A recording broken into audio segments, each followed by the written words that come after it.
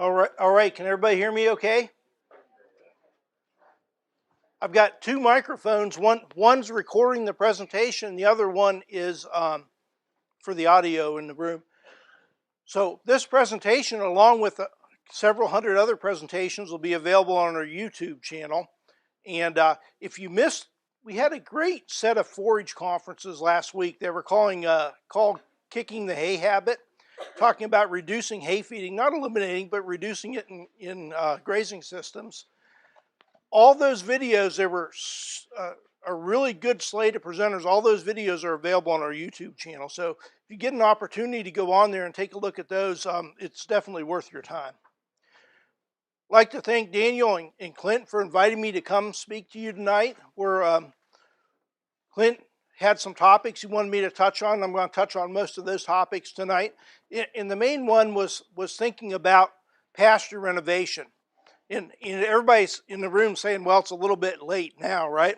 And it is a little bit late, but really what I want you to think about is from now about 12 months out. What are we going to do in that interim period between when we can seed cool season grasses again? And that's kind of what I want to focus on tonight. Number of reasons to reseed pastures. You know, we've got abandoned pasture land, or even surface mine land that's kind of coming into production. We need to think about what we can do to improve the productivity in those pastures. We've got pastures that were all torn to pieces last winter that we never got a good stand on, and then came the time this fall when we were supposed to overseed these pastures, and they got so dry in late summer this year and in fall that we just never had the chance to get in there and get those reseeded. One thing that I want to make sure everybody understands is that when we talk about pasture renovation, we automatically think about reseeding those pastures. And while reseeding is certainly part of pasture renovation, it doesn't always mean that we have to go in and establish a new stand. A lot of times if we just change how we're managing those pastures, we'll make a big dent and improve the pasture productivity. So tonight I want to talk about several things, and I'm not going to spend a lot of time on these. I've got a longer presentation that covers these in greater detail, but I want to remind everyone of renovation principles. And those include things like soil fertility and grazing management and weed control in pastures, and then overseeding with legumes on a kind of a regular basis. And then I want to take some time and focus on renovation strategies that we can use from now until the next 12 months and think about how they might fit into your grazing system as we move forward. And then the last thing I want to touch on, just 2 slides, is hay testing. We put up a lot of hay this spring. Some of it was better than others. Last winter we saw animals coming into diagnostic labs that had full bellies, but they were in pre-starvation stages. And that's because the hay quality was so low last year, and I'm afraid we've got some low quality hay again this year in the system. So hay testing, if you haven't done it, is going to be pretty important as we move forward. All right, let's talk real quick about a few principles in soil fertility is the first one. I'm not going to spend a lot of time on this. Clint has probably told everybody in this room 100 times, get a soil test. And I hope everybody's done that. I kind of got my doubts though. But really getting a soil sample is the basis of a good soil fertility program. And you want to get a good soil sample. You want to be representative of what you have. And then from there, you can start to make decisions on soil fertility. If we don't have good soil fertility, it's just going to be really hard to have a productive pasture. And that's the bottom line. So just make sure you get a representative sample. You want to get at least 20 cores. You want to sample at the proper depth. Sometimes I take for granted that people understand that when we sample for a pasture, we want to be 3 to 4 inches deep for a soil test. A young man that was where we were doing some demonstrations this summer sampled his pastures for me. He was sampling, well, as deep as he could get the soil probe in, about 10 or 12 inches. And that doesn't give you a good soil test. You want to make sure you avoid atypical areas. So when you're sampling a pasture, atypical area will be anywhere where animals congregate at. Feed areas, water, shade areas, anywhere where they're concentrating nutrients through dung and urine, we don't want to include that in the soil test because it'll give us a false reading. All right, grazing management. Oh, we got a question? Like on alfalfa, would you sample it since it's such a deep-rooted plant? Maybe a little bit deeper, but probably not past 6 inches, because a lot of the fertility that we're applying to pastures are going to be concentrated in the upper 6 inches of soil. So sometimes when you get too deep, we will lose some fertility that is actually there in the top layer of soil. Is there a question in the back?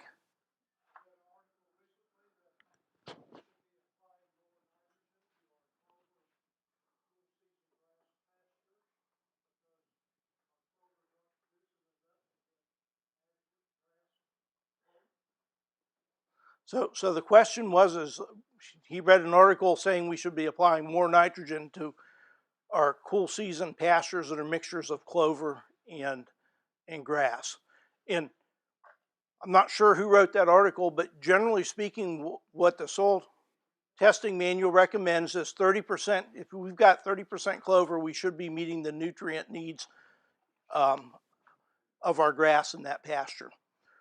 Now, can we increase the total production? Maybe a little bit with additional nitrogen, but I'm not sure that it's going to be economical in most years. So, any other questions on fertility before we move on to grazing management? All right, good. So I want to talk just real briefly about grazing management. So when we think about pasture renovation, we really want to think about an integrated approach that involves things like soil fertility and grazing management. And grazing management is pretty important in terms of pasture renovation, especially during critical periods, and we'll talk about a couple of those critical periods in a minute. So the first thing I want to mention is rotational stocking. Implementing rotational stocking, so if you move from a continuous to rotational stocking system, will increase pasture productivity somewhere in the range of 30 to 40%. Just through management, I mean, it's pretty substantial. So if you're in a situation where you're not really managing grazing, I mean, this is something you could do that's not going to cost you a lot of money, but will bring big benefits back. And when we implement rotational grazing, we're managing two things. We're managing how close they graze, so residual leaf area. And we can kind of think of the leaf area in a pasture as a big solar panel. The closer we graze, the smaller that solar panel gets, and the longer it's going to take that pasture to regrow. So we're managing that. And then we're managing carbohydrate reserves or energy reserves in that plant. So we want high energy reserves in the plant because that's going to fuel regrowth after grazing. It's going to help our pastures persist through stresses like drought and excessive water. It's going to help our pastures regrow in the spring if we've got a good carbohydrate status. And we manage the carbohydrates by resting pastures between grazing events. So the two things we manage is leaf area, how close we graze it, and then how long we rest the pastures. And that helps with carbohydrate reserves. The third thing that rotational grazing does is it's really a powerful tool in terms of managing botanical composition of pastures. What do I mean by that? Well, just by how we manage a pasture, we can impact what forage species are dominant within that pasture. So say, for example, we had a Bermuda grass tall fescue mixture, and we wanted to shift that composition away from the tall fescue towards the Bermuda grass for summer grazing. Well, what we can do is we can put a little nitrogen on in late spring, early summer, and then we graze hard. Just by managing that grazing, we'll shift that botanical composition or the plants that are dominant in that sward towards the Bermuda grass. And vice versa, we could shift back towards cool season grasses with that mixture, tall fescue, by raising our grazing height and letting it shade out the Bermuda grass. So, same way with white clover in cool season grass mixtures. If we see our stands becoming dominated by white clover, we raise our grazing height a little bit. That favors our cool season grasses, and that stand will help shift that composition over time back towards those taller growing cool season grasses. Normally, we'll see a lot of low growing white clover in pastures where we're grazing a little bit too tight. So grazing management is really a tremendously powerful tool in terms of managing botanical compositions in pastures.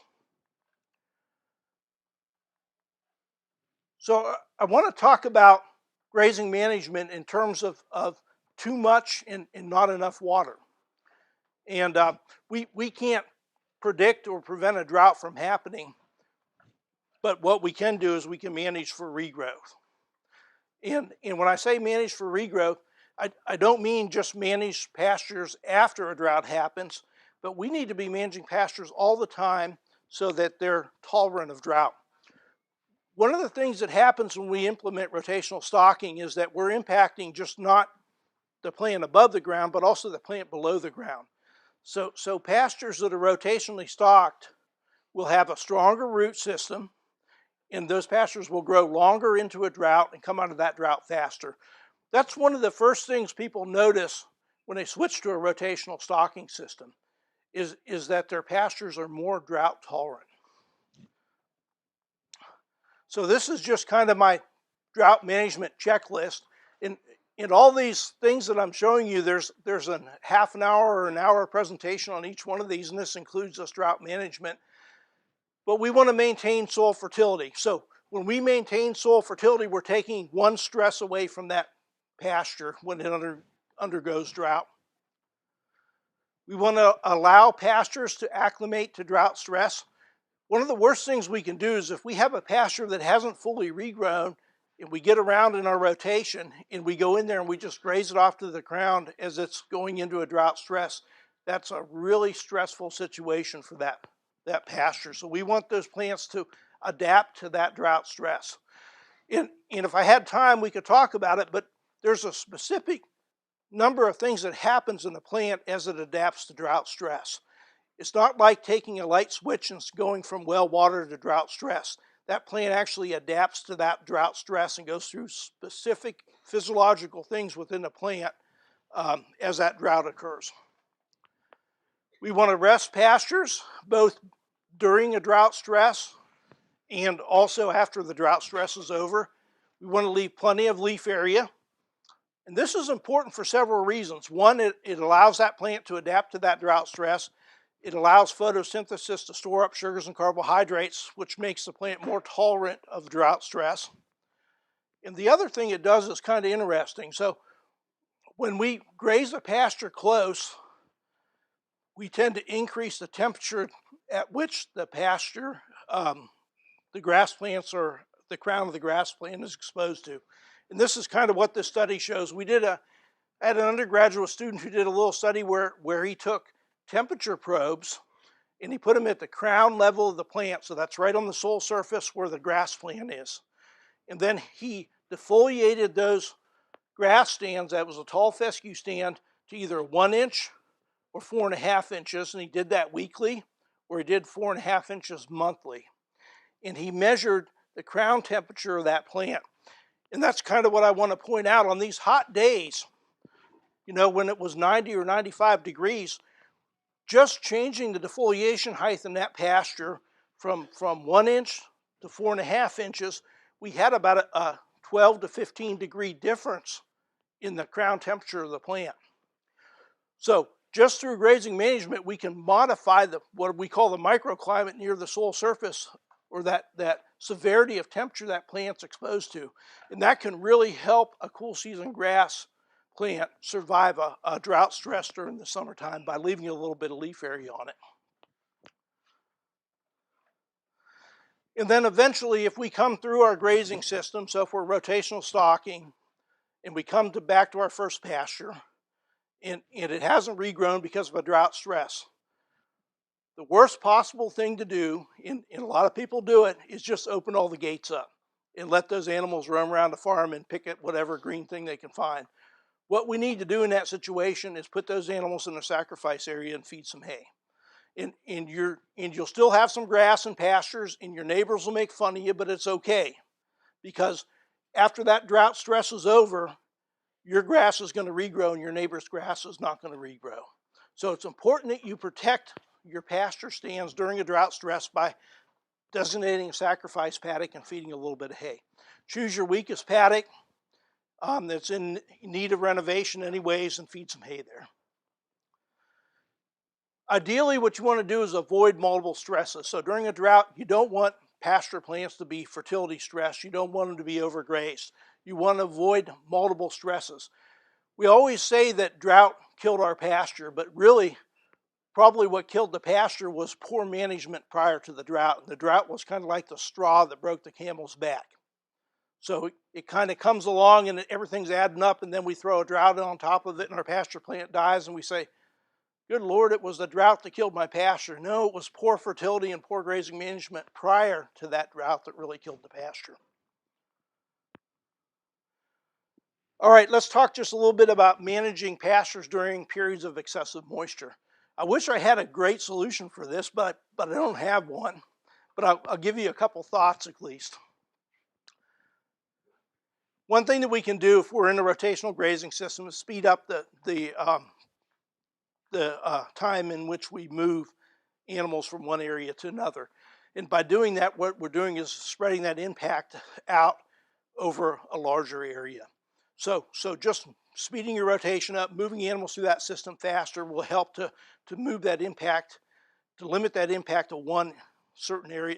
Move that impact, lessen it over one area and move it over the whole pasture area.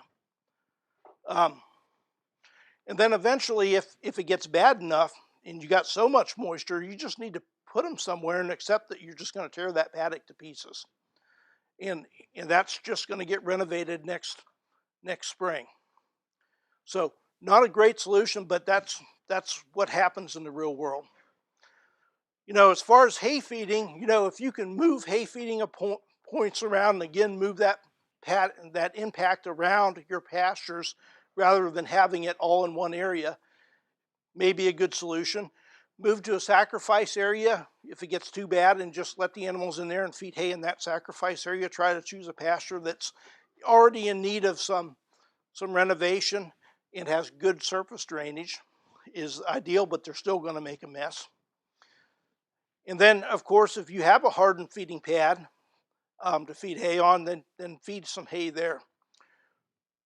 Feeding pads are nice because they hold animals up, but the bad part about feeding animals in one spot is that you're concentrating nutrients in that spot. And it's always better in a grazing system if you can move those nutrients and try to get them distributed as evenly as possible over a pasture. And we do that by moving hay feeding points around that pasture. So it's not ideal concentrating nutrients, but sometimes we do things to get through that aren't 100% ideal. Talk just real quick about weed control in pastures. Often we say weeds are a problem, and weeds are the problem in our pasture. And really, in many cases, they're a symptom of some other underlying problem. And I think it's important to understand that we're always going to have some weeds in pastures, but if we manage our pastures well, cattle will graze a lot of weeds in pastures.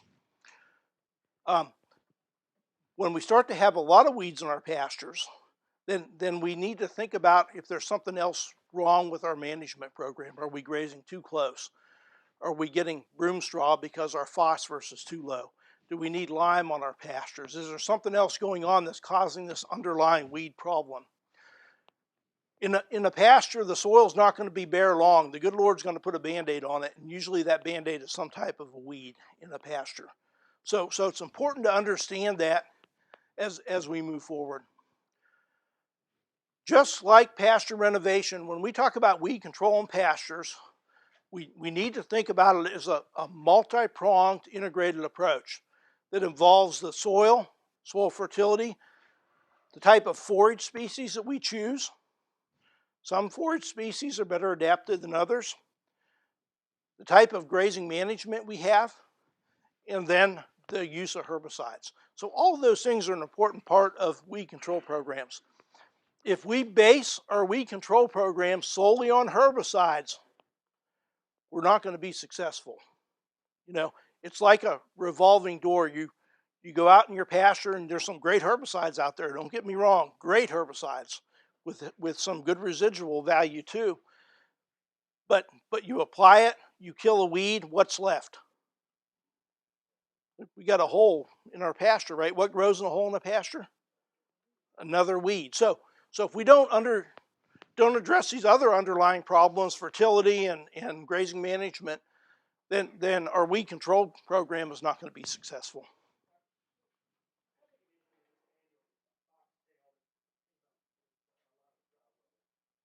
So the question was, yeah.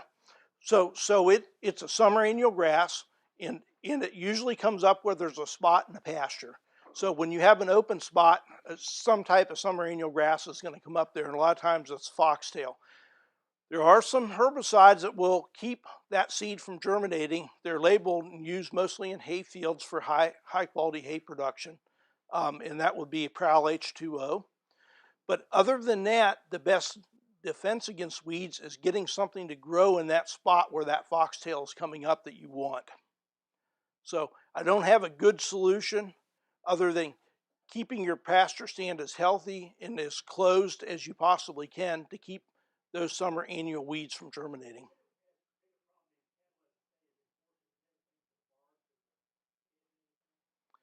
I don't think it's quite as big of an issue in cattle than it is in horses. Generally, we don't want foxtail species in horse hay because it causes abscesses to form in the mouth of the animal.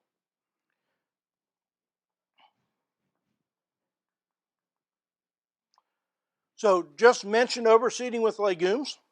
Um, my predecessor, Dr. Lacefield, was real big on legumes, and I'm big on legumes. I think they're an important part of grazing systems. We all know the benefits. They fix nitrogen from the air and bring nitrogen into the grazing system. One thing to understand about that is that we often make like putting clover in a pasture is like the same thing as putting a bag of fertilizer, but it doesn't quite work like that, right? So there's nitrogen in the clover, but that nitrogen is not directly shared with the grass plant. It has to be shared indirectly through the grazing animal. So the animal eats that clover, gets that nitrogen, and then excretes that nitrogen in urine and dung back onto the pasture. And over time, we build what we call a nutrient cycle. And there's lots of different things involved in the nutrient cycle. There's bacteria and fungi and insects and the animal are all important parts of the nutrient cycle. Of course, we increase yields and improve forage quality and animal performance. Improve summer growth, especially a deep-rooted thing like alfalfa or Sericea lespedeza, which you'll find on some reclaimed mine land in this region. Probably the most important thing for us if we're working with toxic fescue is we need to have clover in there to dilute the endophyte. We always called that a dilution effect, but what we're finding out is there's more than that going on in a pasture. We're not only diluting that, but there's some compounds in red clover called isoflavones. And those isoflavones are actually counteracting the negative effect of the toxins in tall fescue. It's pretty interesting research happening in Lexington at our USDA forage animal research unit.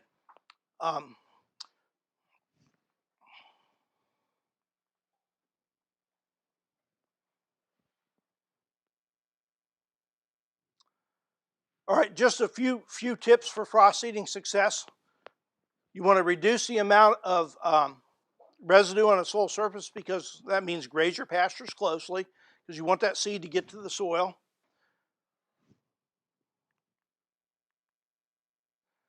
You want to have adequate freeze-thaw cycles left, so that means get it out in February so that we have the freezing and thawing to incorporate that seed. It looks like we're going to get some freezing and thawing this week.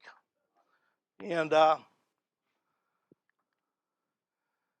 you want to get the seed on early to ensure adequate freeze-thaw cycles and use high-quality seed, correct seeding rate, and even seed distribution.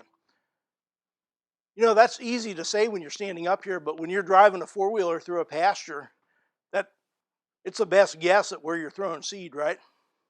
So one of the things we did last year was we actually bought a little GPS unit for our ATV at the research station. That may have been one of the best investments that we've made. The row crop guys know that, right? They've been using GPS guidance for a decade and a half or 2 decades.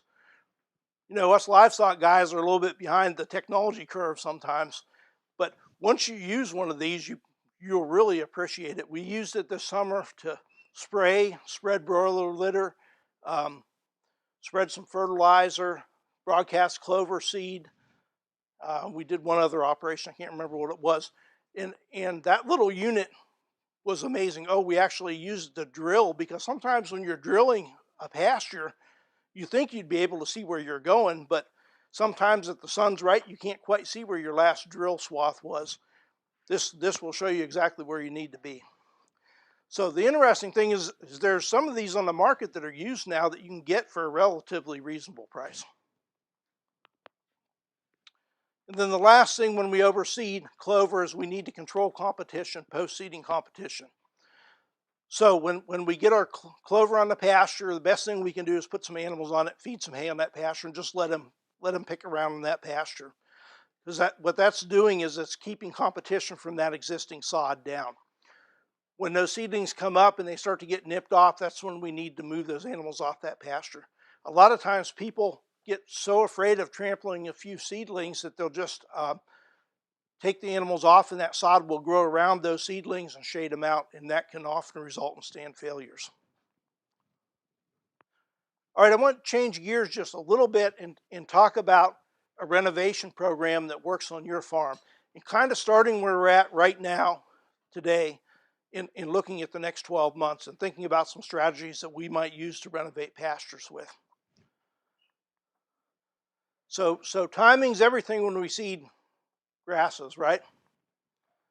When we seed cool season grasses, the ideal time in my mind to seed them is in late summer, early fall. That's probably the best time in Western Kentucky to seed a cool season grass.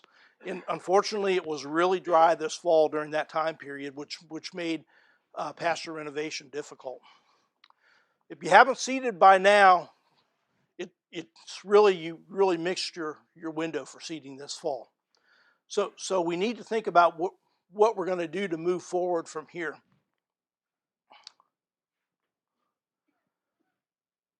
Do nothing. Doesn't seem like a great option, right? But sometimes it's important that we be patient, and that certainly is one option. So if we do nothing now, what it'll allow us to do is focus on really doing a timely seeding in the spring, and really getting our cool season grasses out in the spring seeding when we need to. And that's really important to have success with the spring seeding. I'm not a big proponent of spring seedings. I prefer fall seedings, but we can get in the middle of February to mid-April and interseed those pastures with cool season grasses and hope that they make it through. And there's some advantages to doing nothing. Allows us timely seeding in the spring, and we have adequate moisture. Sometimes too much moisture, right? And excessive moisture in the spring, one of the disadvantages, could delay seeding, and that can be a problem because that's going to push you closer to the summer months. As you get pushed a cool season grass seeding closer to the summer months, we're going to tend to have more summer stress on those new stands. We want to make sure we get them in early so they can get a root system down and get established before the summer really comes in hard. The other problem is summer annual weeds in spring seedings, and that's why I really dislike spring seedings. It's just hard to control summer annual weeds. We can do pretty good with the broadleaves. We can spray just a little bit of 2,4-D. Once those seedlings have 4-colored leaves, we can spray things like spiny amaranth and cocklebur with a little bit of 2,4-D when they're young and in the seedling stage, and do a pretty good job controlling those. But what we can't control is things like summer annual grasses, foxtails, crabgrass, goosegrass, and so forth. And they can be very tough on spring seedings. And a lot of times they'll lead to failures in spring seeding. So that summer annual weeds is a difficult thing to control. The take home is that while this is an option, it's probably not ideal to do a spring seeding. You're probably better off to wait and do a seeding next fall in a timely manner. So what can we do right now? One thing that we can do right now is, in probably for another week or so, is seed some small grain in these pastures. And we can seed 2 to 3 bushels of wheat or cereal rye at this point. If you're a gambling man, you could throw a little annual ryegrass in if you wanted, but it's getting late for annual ryegrass even. So,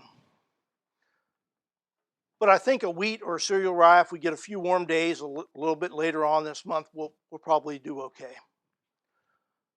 The advantage is it's going to make a canopy on that field eventually. It's going to seed, and that's going to shade out some weeds.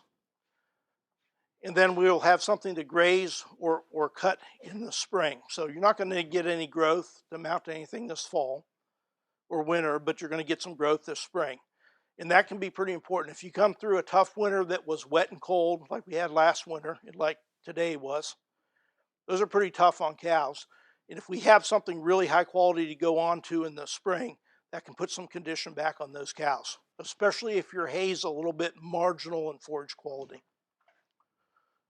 The disadvantages with a small grain is once you cut it in the spring, it's done, right? We remove that growing point. We don't get any substantial growth from a small grain. The other disadvantage is if we do a small grain now, we're not going to be able to do a spring seeding. So that's just something you have to consider if you're going to go this route. So what do we do after that small grain? And that's kind of where summer annuals come in.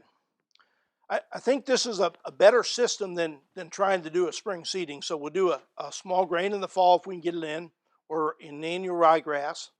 And then we come on in the spring after that plays out. So depending on what you overseed, that'll be somewhere in May or June. And you can come in with a summer annual and then manage that for grazing or for hay during the summer months. And then that'll set you up. They'll suppress weeds and set you up to seed timely in the fall with a perennial grass stand. So we could do Sudan grass or pearl millet. I would tend to avoid crabgrass. I'm a crabgrass fan, but if you're going to go back into a perennial grass, I would tend to avoid crabgrass as a summer annual. So sorghum Sudan grass or a pearl millet will work fine, or even a Sudan grass hybrid. So advantages is it's going to suppress weed growth. It's going to give you grazing or haying during the summer months. When we've got an active canopy there, it's going to greatly reduce the amount of weeds that we have germinate in that field, especially something that's very aggressive in growth like a Sudan grass. And I tend to like Sudan grass for weed suppression because it just gets out of the ground so fast and gets a canopy formed over those weeds. And it's going to allow us to do a timely seeding in the fall. Disadvantages, of course, if we have a drought in the summer, it's going to limit growth, but it's going to limit growth of everything. And it can be hard to keep hay or grazed in the summertime. Anybody that's ever worked with summer annuals know it looks great one day, and the next day it's 6 feet tall if we've got good growing conditions.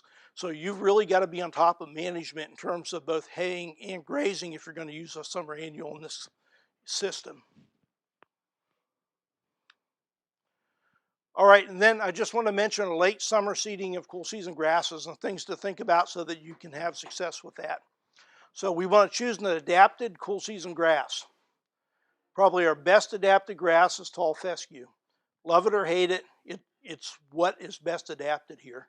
And our choices are really three.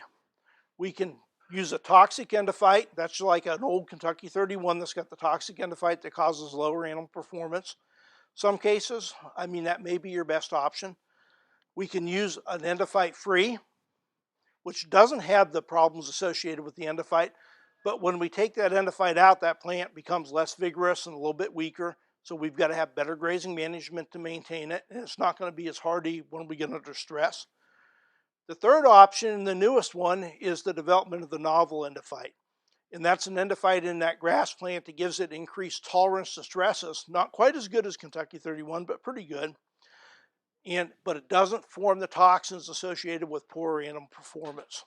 So that's a great option. And there's a new variety on the market called Lacefield, named after Dr. Gary Lacefield from Princeton. It was developed at the University of Kentucky and Dr. Phillips' breeding program.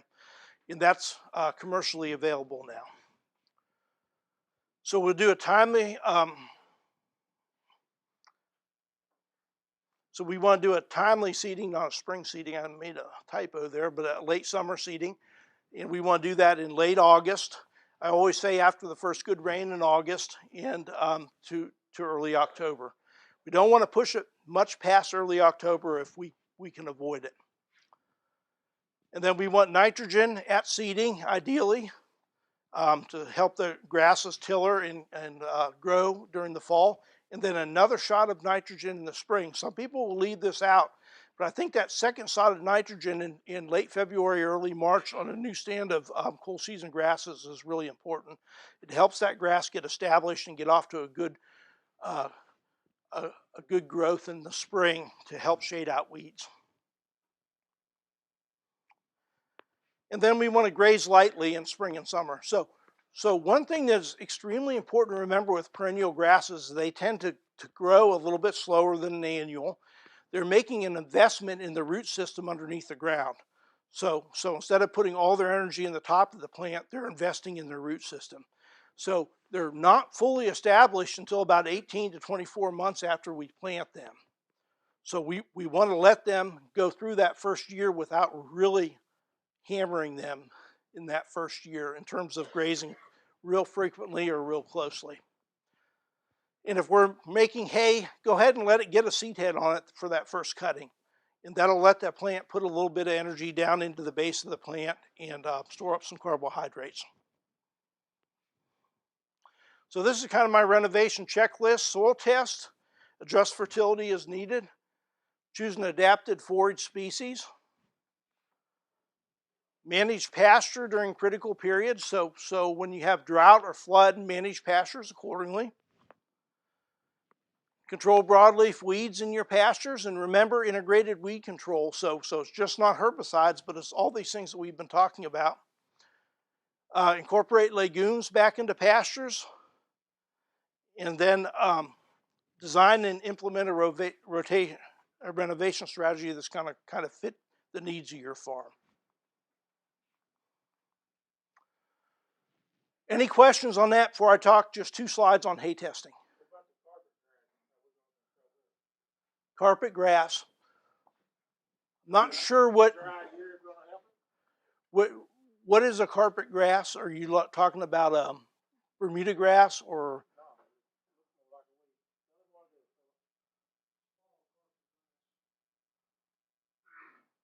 One long stem, the leaf wrapped around the stalk, got hairs on it, a little narrow leaf on it.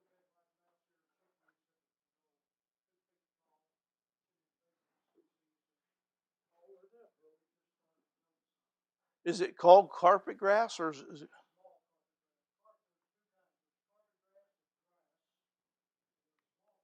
looks like a weed. So it's not little barley, is it? It's not. Yeah. I'm not familiar with that, so I'm going to have to look that up when I go back. Small carpet grass. I'm going to take a look at that. Generally speaking, all these weed species, if we can get a good sod of tall fescue, is going to exclude a lot of weed species. Okay. All right. Any other questions?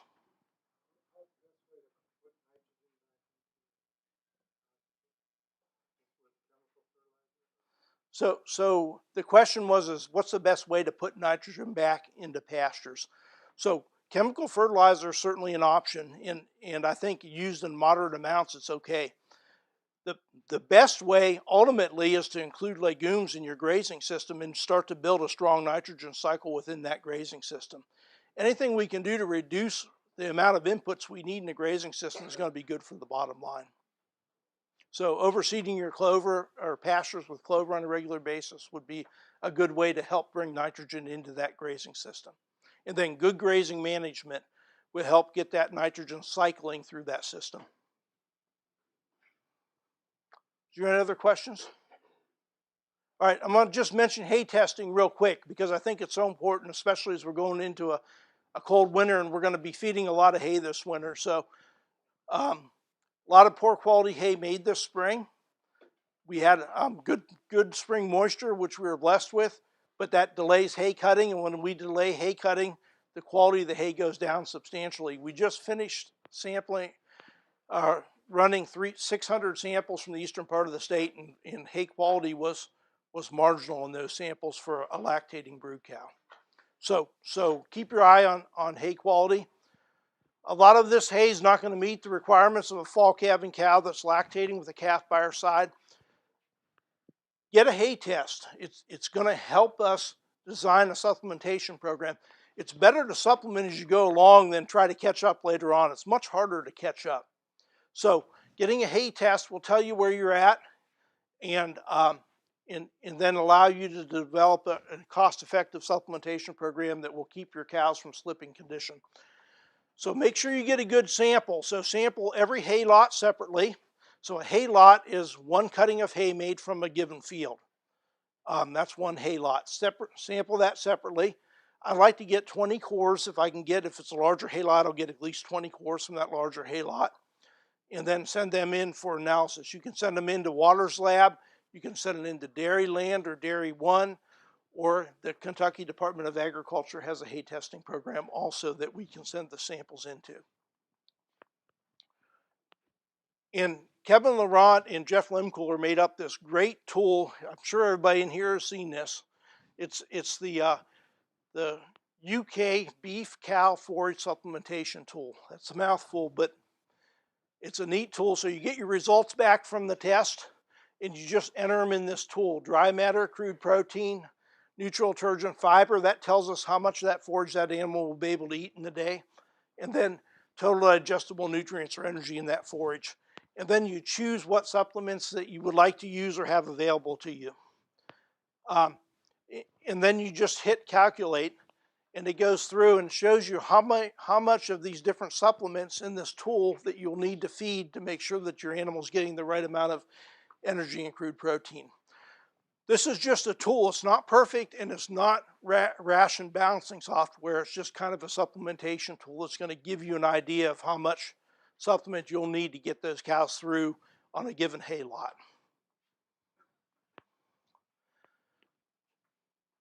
I'd just like to show you a couple of resources while we finish up here. This is our forages website. If you're interested in learning more about forages, just search UK forages. It'll be the first thing that pops up on your search engine. It's got upcoming events. It's got publications on all these different things, grazing management and soil fertility. It's got a little section called Forage News, and you can actually subscribe to the Forage News. Then once a month, it'll send you an email with the Forage News. We're very regular on that. It comes out the beginning of every month. This is a YouTube channel that we have. It's called KY Forages.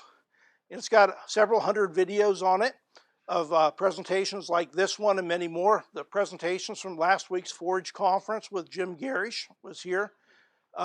They're on this YouTube channel. All you need to do to get to this is just search KY Forages YouTube, and it'll pop right up.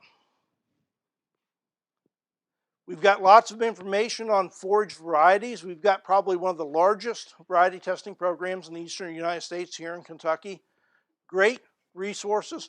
Sometimes the amount of information on here is overwhelming when we look at individual tests, but the publication to go to are these long-term summaries.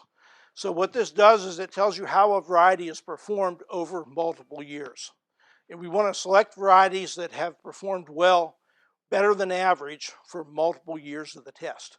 And that's kind of how this summary is laid out. And then we've got the Forage News, and if you go to the upper left-hand corner of the Forage page and just click right here to subscribe and put your email in, you'll get a copy of the Forage News email letter every month. All right. Is there any questions? And it can be on anything.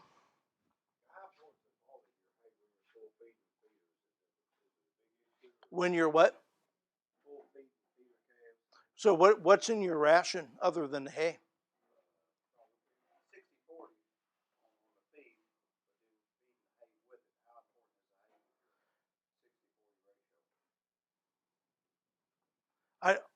I say hay quality is always important, and you'll want to balance the ration for the hay quality. So especially if you're receiving calves, you want a good soft hay to receive those calves on. Are you bringing calves in to feed them? Yeah, so you want a good soft hay to get them on feed and get the rumen straightened out when you get them.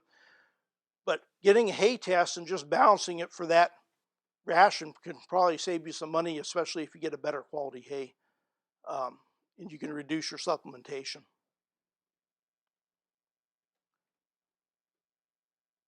Other questions? All right. I'll be around for a little bit, so if you have any questions, just grab me and I'll be happy to try to answer them best I can. Thank you.